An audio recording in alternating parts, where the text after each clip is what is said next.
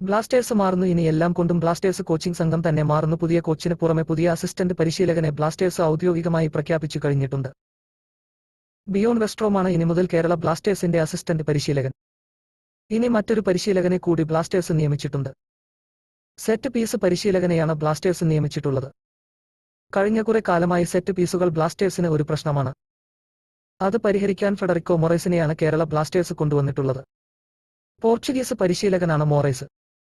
AS മൊണാക്കോയിൽ ഇദ്ദേഹം work ചെയ്തിട്ടുണ്ട്. ഇദ്ദേഹമാണ് ബ്ലാസ്റ്റേഴ്സിൽ ജോയിൻ ചെയ്തിട്ടുള്ളത്. 2013 മുതൽ 2015 വരെയായിരുന്നു മൊണാക്കോയിൽ ഇദ്ദേഹം പ്രവർത്തിച്ചിരുന്നത്. സൂപ്പർ താരം കിലിയൻ എംപെ വളർന്നു വന്നിട്ടുള്ള ക്ലബ്ബ് കൂടിയാണ് മൊണാക്കോ. മാത്രമല്ല ഈ കാലയളവിൽ എംപെ മൊണാക്കോയിൽ ഉണ്ട് താനും. ഈ രണ്ടുപേരും കേരള ബ്ലാസ്റ്റേഴ്സിന് മുതൽക്കൂട്ടാകും എന്ന് തന്നെയാണ് പ്രതീക്ഷിക്കപ്പെടുന്നത്.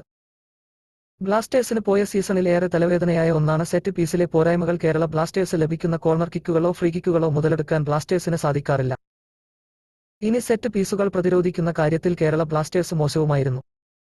അതായത് എതിരാളികൾക്ക് കോർണർ കിക്കുകളോ ഫ്രീ കിക്കുകളോ ലഭിച്ചുകഴിഞ്ഞാൽ അത് ബ്ലാസ്റ്റേഴ്സ് ഗോൾ മുഖത്ത് വലിയ ഭീതി വിതച്ചിരുന്നു.